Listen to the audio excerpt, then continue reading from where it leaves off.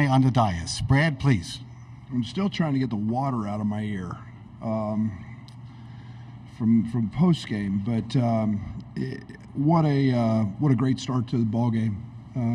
I thought that I have so much respect for Keith Dambrot. What an unbelievable career! What a way for him to end it. Great win against BYU.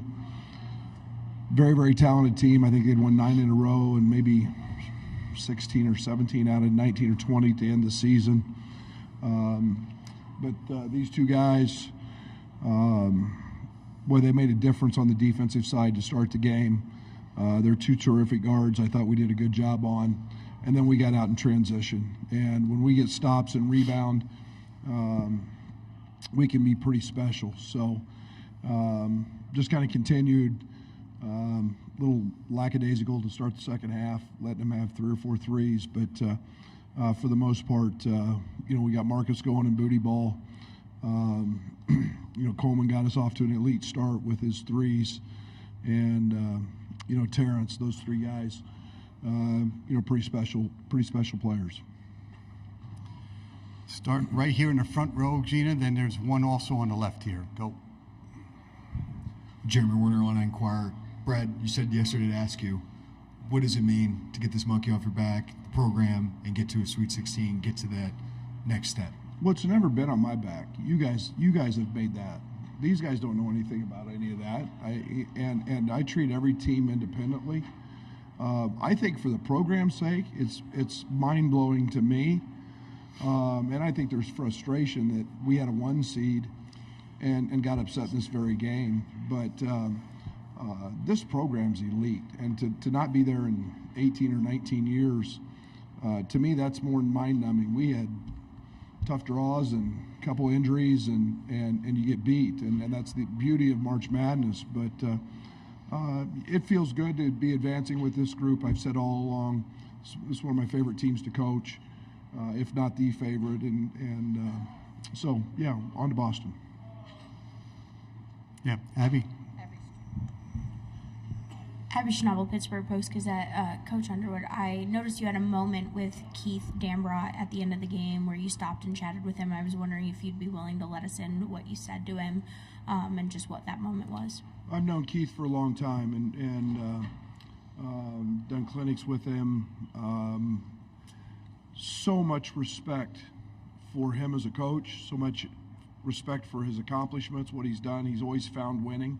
Winning's really, really hard to do. No matter his stops along the way, whether at the high school level, whether at Akron, and then obviously here at Duquesne. Coaching's a pretty small fraternity, and really, really good guy, and you pull for the good guys, and for him to be able to go out and do it on his terms and have this run is pretty special. Right here in front, gentlemen. This question is for Brad. This is a Brad Teague, CSM Sports. Brad, the team got out to a really hot start. What was just the message to the team entering this game tonight? We talked about it. These guys made it a point. It wasn't very much fun being down 9-0 in a minute and a half. I'm to the point where anymore I don't have to say a lot. These guys are grown men. And they care. And sometimes they care too much. But, they made a point to it. And we talked about it. We had to get off to a better start. We couldn't let this team get some confidence coming off their BYU game, and we needed to make a statement. Left side, gentlemen. Steve Greenberg, Chicago Sun-Times. I'd like to hear from Brad and Coleman on this. When do seeds go out the window? You're a 3. You're going to play a higher seed next for the right to play potentially the highest seed after that. Do these seeds matter anymore? No. Coleman, you're first, please. I feel like the seeds don't matter as soon as the ball is tipped in that first round. I feel like that's evident every year. I feel like as soon as the ball is tipped, anybody can beat anybody. Whatever team plays the hardest. And it's an imperfect game, and to try to base it off of seeds is kind of bizarre. because there's so many great players that play in the tournament, so many great teams, and all of them are chasing that one common goal, and everyone's going to compete extra hard. So I feel like the seeding's out the window in that first round. Really, it's game on. Yeah, I agree with that. I've been a 14-1. I've been a 12-1. I've been a 1 and lost. I think it's more about how you're playing. I think it's about the matchup. I think it's so many little factors that go involved. I think it's what makes this March Madness so unique. Is we've now seen 16s beat 1s in this thing. So our task is we've got in front of us a team that was seeded higher than us.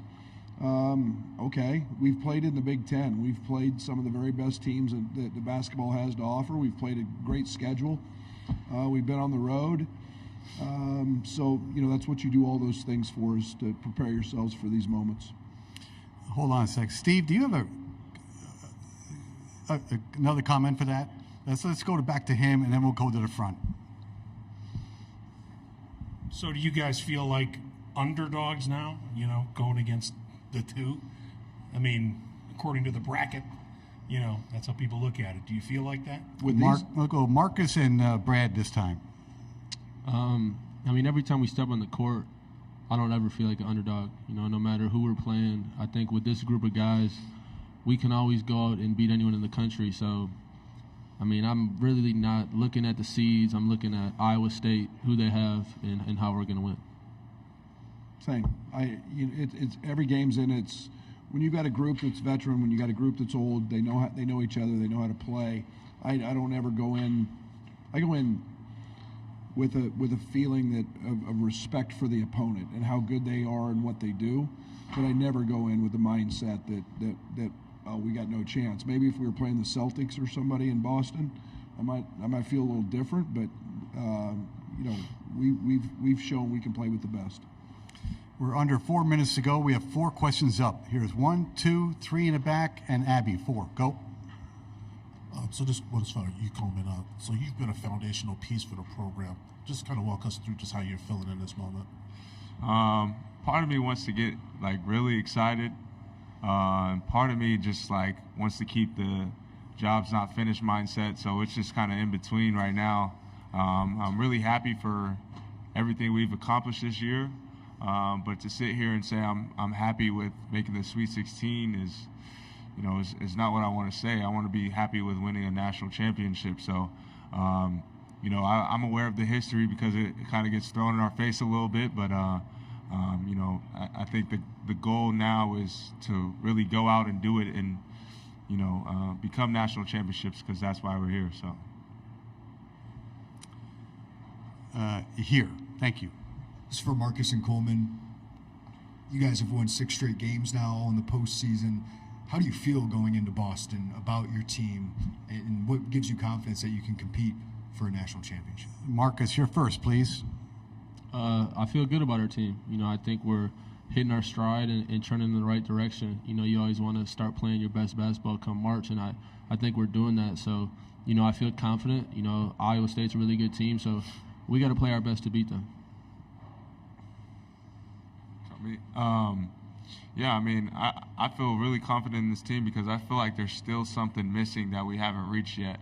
I think there's a whole nother level of intensity that we can play with, both offensively and defensively. I feel like there's moments where guys got to step up and knock down shots, and that's on me. And there's moments where we got to step up and lock in on defense and limit defensive mistakes. So. I'm really confident in this team because, like I said, I feel like we got a whole nother level we can tap into for sure. In the back, gentlemen. I'd love to hear from both Coach and Marcus if possible here. For Coach, a lot of people say this is a guards tournament. So just how important is it to have Marcus, being the engine of this offense, and was that a point of emphasis to go out and get a guy like him in the offseason? And then for Marcus, just how much pride do you take in making this offense go?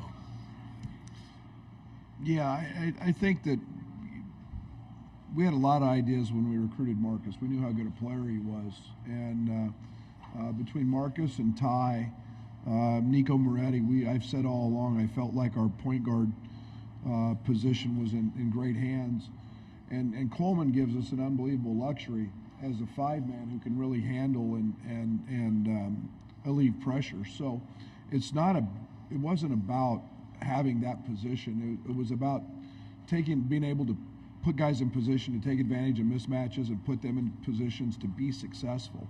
And Marcus's basketball IQ, Ty's basketball IQ, Coleman's basketball IQ, those allow us to be able to get away with, quote unquote, if you guys want to label it, the non-traditional point guard.